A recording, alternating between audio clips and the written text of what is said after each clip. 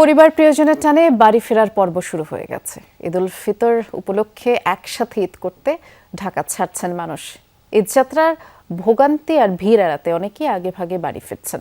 সরকারি ছুটির শুরুর দিন লঞ্চ, ট্রেন, সড়ক পথে যাত্রীরা বাড়ি ফিরছেন। তবে লঞ্চ ও ট্রেনের যাত্রীদের তেমন কোনো অভিযোগ না থাকলেও সড়ক পথে পরিবহনগুলোর বাড়তি ভাড়া আদায়ের অভিযোগ রয়েছে যাত্রীদের।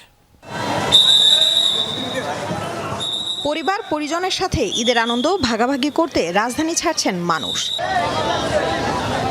সোমবার শেষ কর্মদিবসে লঞ্চ ঘাটে যাত্রীদের চাপ কিছুটা বেড়েছে। মঙ্গলবারে তা আরও বাড়বে। তবে অন্যবারের তুলনায় এবারে ঈদযাত্রায় স্বস্তি প্রকাশ করেছেন যাত্রীরা। এরকম জনভোগান্তি আর কখন শুরু হয় না, ঝামেলা পোহাইতে হয় না। তবে আমরা ফোন কলের মাধ্যমে আমরা টিকিট কেটেছি, কেবিনের বুক দিছি, এখন কেবিনে উঠবো।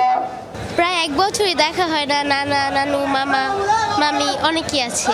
এদিকে ট্রেনের চিত্র ঠিক ভিন্ন। কর্মদিবসের শেষ দিনেও রয়েছে ট্রেনের যাত্রীদের চাপ। পরিবারের সাথে ঈদ উদযাপন করতেই নিরাপত্তা উপেক্ষা করেই অনেকে জায়গা করে নিয়েছেন ট্রেনের ছাদে। তবে ট্রেনে ছিল না কোনো শিডিউল বিপর্যয়। রিক্স হলে কিছু কারণ নেই, বাড়ি যাইতে হবে আমার, কারণ এই জায়গায় থাকার মতো স্পেস নেই আমার। বাড়িতে তো যেতে হবে।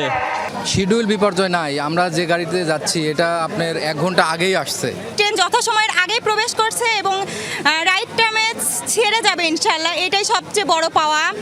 সরকারি ছুটি শুরুর আগের দিনে সড়ক পথে ঢাকা ছাড়ছে মানুষ। তবে বেশিরভাগ যাত্রীরই অভিযোগ বাড়তি ভাড়া নিয়ে। আব্দুল্লাহপুরে 2টি পরিবহনকে 20,000 টাকা জরিমানাও করা হয়েছে। যখন নামানো যেতাম আগে হচ্ছে আমাদের নর্মাল গাড়িতে 600 টাকা নিত, আর এমনি সোহাগ পরিবারে 700 টাকা নিত। তা আজকে ঈদের সময় এখন আমার নিচ্ছে 960 টাকা। আমি যাবো সাতক্ষীরাতে, আগে ভাড়া নিত 700 750, এখন নিচ্ছে 940। অভিযোগের প্রেক্ষিতে দেখতে পেলাম যে এরা ভাড়া বেশি নিচ্ছে। অতিরিক্ত ভাড়া নেওয়ার অপরাধে এই কাউন্টারকে জরিমানা করা হয়েছে 10,000 টাকা।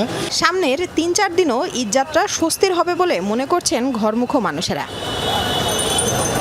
লামিয়া তিথি, যমুনা নিউজ, ঢাকা।